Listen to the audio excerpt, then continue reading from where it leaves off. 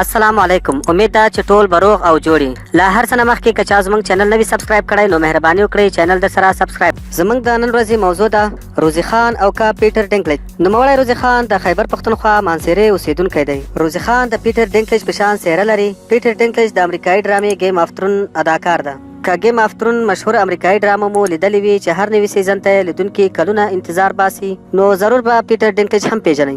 زموږ د خیبر پښتونخوا پیټر ډینکلیج یعنی روزي خان اوس مهال د راولپنډۍ په یو رستورانت کې کار کوي. زیاتره خلک هغه ته وایي چې څېره یې د امریکایي اداکار پیټر ډینکلیج په شان ده. روزي خان وایي چې اوس ډیر مشهوره شوی یم او هر څوک چې رستورانت ته راځي نو عکسونه را سره وباسي او ډیره مینه را سره کوي. روزي خان وایي چې زه له دغه امریکایي اداکار پیټر ډینکلیج سره لیدل غواړم او زیاتوي چې هغه زما ملګری دی او ډیر زیات مې خوښ دی ځکه د هغه قد او قواره زما په شان ده. روزي خان وایي زه چې چېرته هم ځم نو خلک راته وایي چې په فیسبوک کې د بل تندر سره څوک دی سم ستا په شان. د روزي خان او پیټر ډینکلیج عکسونه په ټولنیزه میډیا خپاره شوي دي چې یو بل ته ورته والی لري. روزي خان وایي چې گیم آف ترون مې هیڅکله هم نه دی کتلی او نه مې پیټر ډینکلیج پیژانده. د رستورانت مالک اسلم پرویز وایي چې روزي خان ډیر تکړه کارکوونکی دی او وایي چې د روزي خان له وجې ډیرو خلکو زما رستورانت ته مخه کړې ده. اسلم پرویز زیاتوي روزي خان چې کله چوټي وکړي یا ناروغه شي نو ډیر خلک یې پوښتنه کوي او پریشانه شي او پوښتنه یې کوي چې هغه چیرته تللی دی. زیاتره خلک له روزي خان سره مینه کوي او دلته زما په رستورانت کې د روزي خان د ملګرو له وجې زیاته ګڼه ګوڼه وي. د پیټر ډینکلیج مینوال بیا وایي چې د روزي خان په لیدو ډیر خوشحاله شي که د ډینکلیج سره ولیدل.